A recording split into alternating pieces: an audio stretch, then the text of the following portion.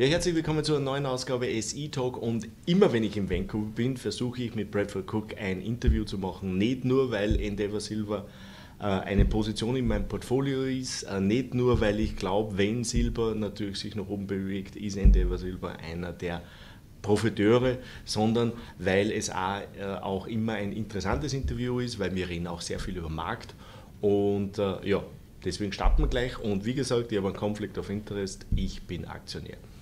I said in my German introduction, I have a conflict of interest, I'm a shareholder, and always when I come over I make an interview with you, not only that I believe strong in silver, not only that I believe strong in Endeavour Silver, when silver will move, hopefully soon, quick and high, that Endeavour Silver will be one of the companies that have the best better on the silver price.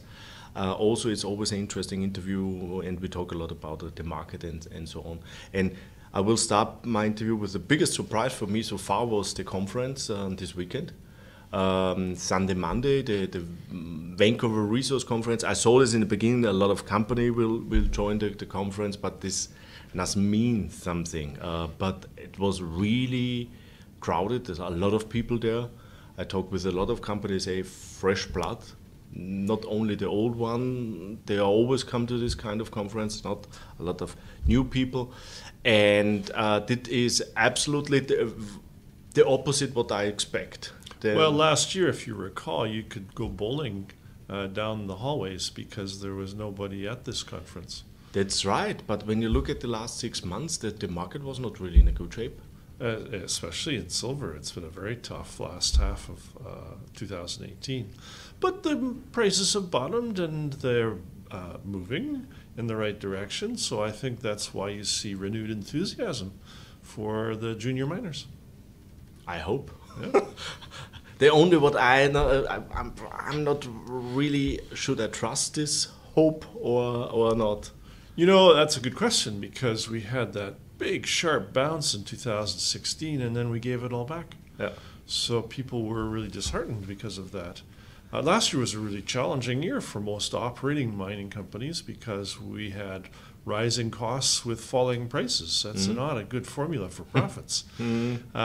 This year certainly is looking much better than last year because now it's the opposite. We are seeing falling costs with rising prices. That's a good formula. Absolutely. I heard that also the oil prices in Mexico coming down a little bit. Last year they increased nearly 10-12% over the year. They actually increased more than that through the year because the policy was to bring Mexican at the pump gas and diesel prices closer to what America and Canada pay. Okay. And they achieved that. There's not any discount at the pump in Mexico anymore. So, but for a production company like a mining company, they always has also a lot of energy consumption. Is not this a good situation? So for the open pit mines with the big trucks, the diesel costs are a significant issue. They went up last year. But for smaller underground miners like Endeavour, even though we have production of around 10 million ounces silver equivalents last year, we don't use nearly as much fuel as the big open pit mines. So it was a rising cost, but not a big factor. What are the other rising costs last year that what really is more a problem for the company? Yeah, we had 8% jump in labor costs last year. So that was probably our biggest single rise in the costs. The other thing that impacted us was that we produce silver and we take the gold revenue as a credit against the cost to produce the silver. And of course, with lower and lower gold prices, the credit becomes less and less. So that impacts the cost to produce the silver. Okay. So last year it was higher energy cost, higher labor cost, and lower gold and silver prices. This year we see for sure gold is now a little bit higher than 3 months ago, a little bit higher, more than 150 bucks, that's a lot. That's a big. Silver is also a little bit moving, but silver is underperforming gold. It is. We like to look at the gold-silver ratio to see where we are in the precious metal cycle, and it peaked at 86. Now it's 82. So at least it's coming back in the right direction. But you're absolutely right. Silver always lags behind gold and then plays catch-up. That's because gold is nothing more than a precious metal. Silver is primarily an industrial metal. And so in a precious metal cycle, we see gold move first. And then when people are asking what is wrong with silver, that's when silver plays catch-up. So you say this year is a better year, so we see more costs going down and the prices going up for the commodities. So what you're doing in the company that's the cost side is better under control? Again, another very good question. We are bringing our guidance tomorrow, so I can't give you any hard numbers, but I can give you certainly some soft guidance on what we're doing.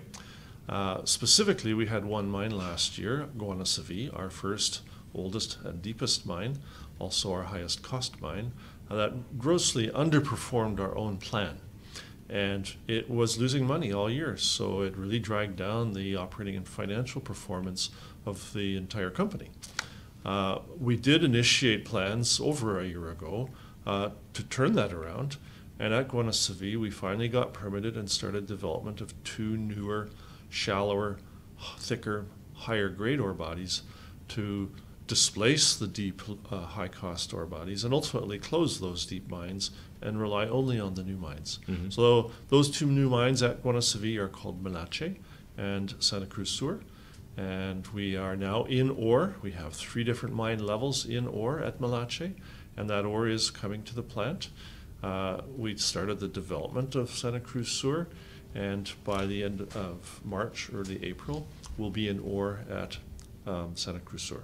So by mid-year, July, August, we expect both of those mines to reach their capacities. Mm-hmm. And that will allow us to mine more low-cost ore and much, much less high-cost ore. Mm-hmm. So we expect to break even by mid-year and make profits for the rest of the year, second half of the year. Mm-hmm. So that's one thing we're doing to reduce our consolidated costs. We'll get our first full year of production at our 4th mine, El Compass, which was a development project last year. That will help reduce our costs. We're fine-tuning Bolanitos and Cubo. That should help our costs. So I think all in all, we are looking at a better year in 2019. Okay, you cannot say too much, then the guidance can come out tomorrow. When the interview is online, it's still online, so that people can look at. What are the plans for the future? I know exactly your 5th mines is the big driver for the company in the future. Yeah, so this will be a very big year of transition for the company as a whole, because we're now in that process of moving from turning around old mines, which was our entire history, to building new mines, which is our entire future. Mm-hmm. And the mine you refer to, mine number 5, is our Terronera project in Jalisco State, which clearly has the potential to become both our largest and our lowest cost mine. It's about an 18-month construction cycle, and we are expecting the final permits here shortly, week to week, that will allow us to close our debt facility to build the $76 million Phase 1 construction project, 18 months to production.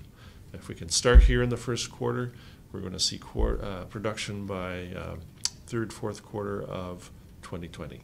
Mm-hmm. And there will be an immediate expansion, a doubling actually, of the Phase 1 to the Phase 2 output at Terronera, which will be 5.2 million ounces per year for at least 12 years, with all-in costs estimated at less than $2 per ounce. So that's mean 2021 will be the first full year of will be the first full year, and then you get all the benefits from this new mine. Yes. And this should then be the big driver. If then also the silver price is much higher, then we have both benefits: lower cost, higher price, and more margin. We have another project to follow Terronera. It's called Parral. It's another famous district in Mexico. We aggressively drilled it last year.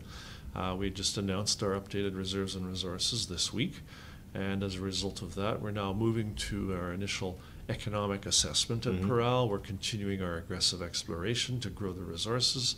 Our VPs think that they can actually re-permit the Veta Colorada mine at Peral within 6 to 9 months because it was a previously permitted mine.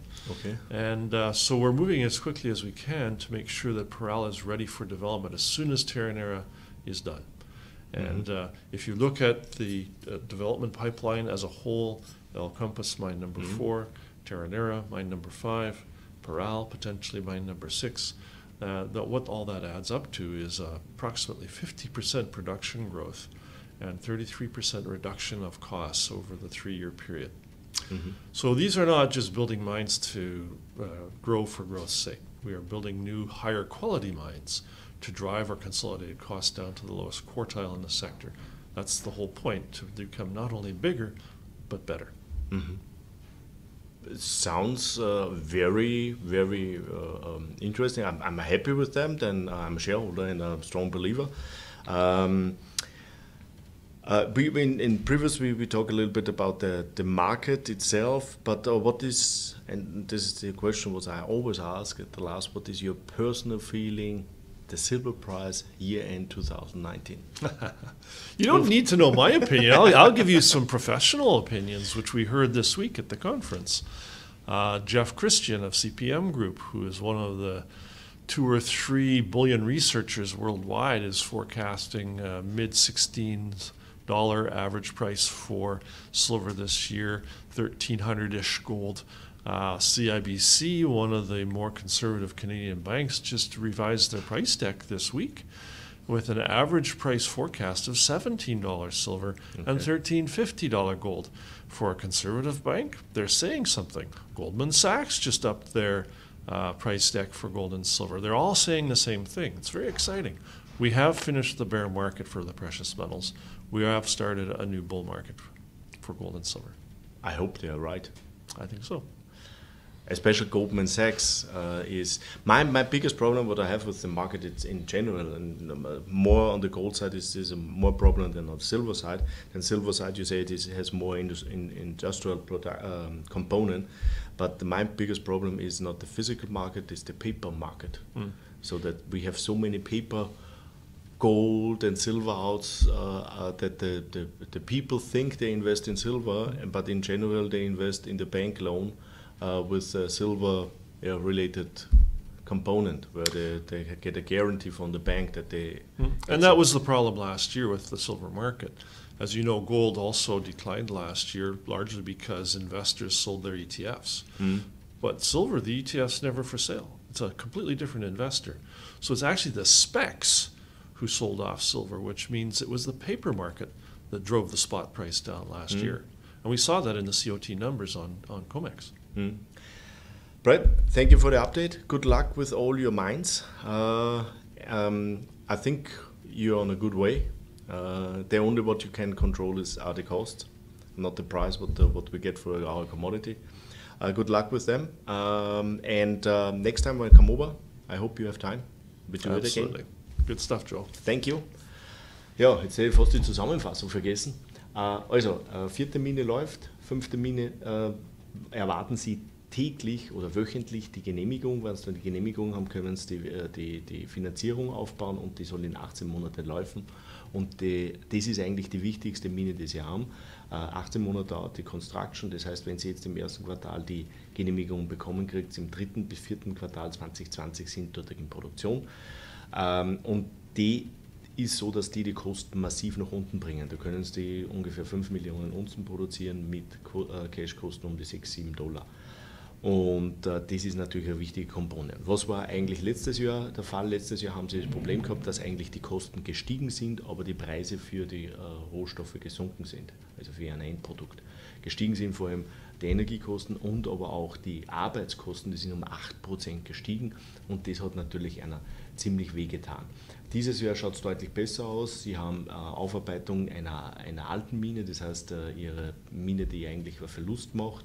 Da haben Sie sehr tiefes Erz gefördert.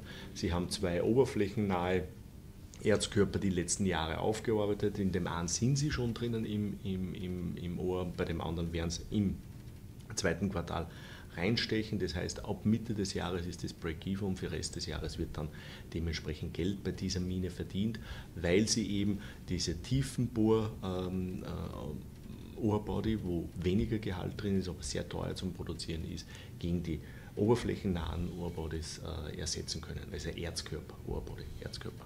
Und das ist sozusagen, kommen die Kosten dementsprechend runter. Und wir haben dann auch über den Markt gesprochen. Es gibt viele Studien, unter anderem Goldman Sachs, RBC und so weiter, die ihre durchschnittlichen Kurse für Silber erhöht haben deutlich, teilweise $17. Die sehen, also da muss der Silberpreis schon deutlich steigen, dass wir im Durchschnitt des Jahres 2019 auf diese $16-17 kommen. Da muss schon noch einiges passieren und das würde ihnen natürlich massiv helfen. Trotzdem Transaktionen hin, 2019, 2020 wird deutlich besser und 2021 haben sie dann auch vor allem für ihre 5. Mine natürlich ihre vollen Benefit. Und er hat auch gesagt, sie arbeiten schon an Nummer 6, die allerdings erst dann aufgearbeitet wird bzw. angegangen wird, wenn die Nummer 5 Mine Terra Nera steht. So, jetzt haben wir es. Das war's. Jänner 2019. Vancouver. Tschüss und Baba. Thank you. Thanks, Joe.